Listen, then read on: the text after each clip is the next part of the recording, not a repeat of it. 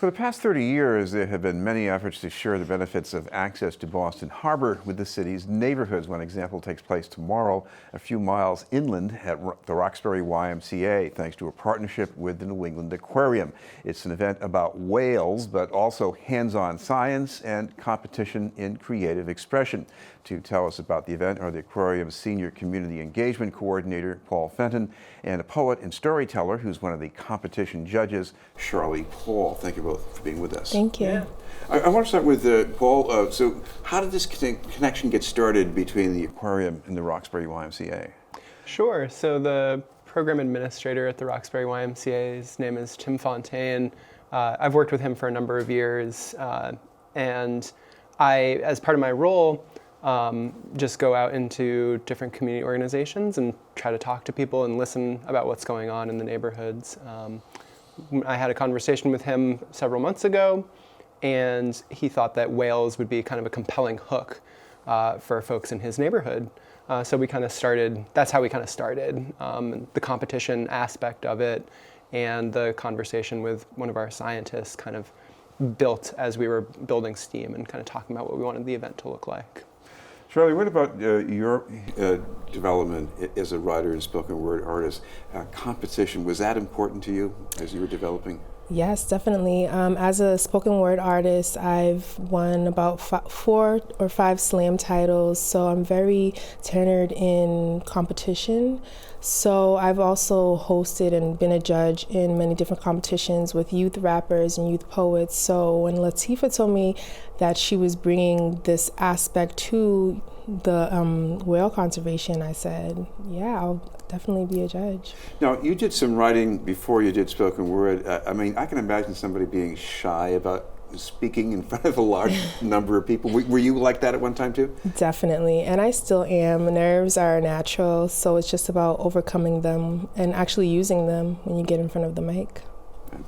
Paul, you mentioned whales as a hook. Now, a lot of us, we grew up, before we've had much exposure, we think that's just like a big fish, except it's a mammal. So what is it about whales that's supposed to fascinate people? Yeah, that's a great question. I think it's the size of these animals. Even the medium-sized whales, the ones that we have here in New England, the humpback and right whales, can be between 30 and 50 feet long, and it's hard to put into perspective, but if you are able to get on a whale watch boat, or one of the things that we like to do is actually bring ribs or vertebra from these animals out into the neighborhood so that people can actually hold them and touch them and really get a sense of the size. I think that's a big part of it. I think the animals are mammals too. I think we humans do have an attachment. We tend to more easily attach to something that's very similar to us. So I think those are two. And they're also important because they're indicators of climate change too, aren't they? Absolutely, especially the North Atlantic right whale, which is an animal that New England Aquarium has researched and helped to protect for many, many years now. They feed on pretty exclusively a single type of planktonic crustacean, a very small organism that lives in the water. And it's about the size of a grain of rice. And there are thousands and thousands and thousands of them, and they know where to find them. At least they historically have known where to find them. But as waters warm and currents change with climate change, they show up to the spots where they think they're going to be able to find their meals. They're not there. So they're moving further, expending more energy. It's one of the real challenges that we're seeing that particular species, and I would say pretty much all species of whales face right now. Surely one challenge for you is you get a call from someone who says, we're doing this thing about whales, but we also want you to do some spoken word, competition, judging. How do you form a bridge between those two things? So I always like to personify, which means to take something that is not human and make it human. So I think a lot of what you're saying is what I've been applying to my piece that I'll be showing tomorrow. How is a whale like me? Because we can find ourselves in any living animal. So hopefully that comes across in my piece tomorrow. But it wasn't easy. Now, maybe you can share with us, is at least something that can be accomplished. You get an excerpt maybe you'd like to do from that? Well, I don't have an excerpt about whales, but I do have an excerpt, just a personal piece of mine if you would like to Yes, hear. please do that. Okay. This is called Confessions of the Construction of a Concrete Queen. Heart on my sleeve, world on my shoulders. I didn't know until everything broke that I was built as a soldier, so I take battles as they come with the mindset of win. I did my best to stay righteous, but I was born to sin. I had angel wings before, but I'm trading them in. As much as I want to be good, I was built for rebellion. Somebody told me that the hard way is the right way, so I learned that you could have a pocket full of money, but it means nothing if your soul is poor. And whoever told you money can buy happiness cries behind closed doors. Do they show their scars, willingly getting on stage to bare their hearts? Please let me testify that eternal happiness is the catalyst for infinite riches.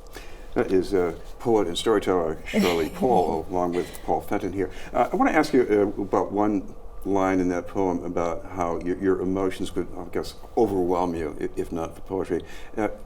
What does that mean for a young person growing up? Because certainly they're overwhelmed with emotions. So how does poetry help them? Definitely. Poetry is one form of artistic expression, and a lot of my poems are about my rough times because it's in those moments of being overwhelmed that I find that I need to let out, let go, and express. And so to put that into art form is therapeutic, and that's why I've stuck with this so long. It's been the #1 way for me to heal from my pain. Paul, I guess when you're planning this event, I guess one of the other things you want to do is show that whether it's poetry or hands-on science, this is something that belongs to the neighborhood. So how are you going to make it come across that way? Yeah, I think I try my best to really listen to Tim, and I trust Tim and his connections to the neighborhood and his community and his constituents. I think that's where we started, like I said, and so there's a content piece, and then I think as we added the layers, we decided we wanted to have an interview with one of our scientists, and we decided that we would have Tim do the interview, somebody that these folks that go to the Roxbury YMCA on a weekly or daily basis that they know. So I hope that helps people feel connected.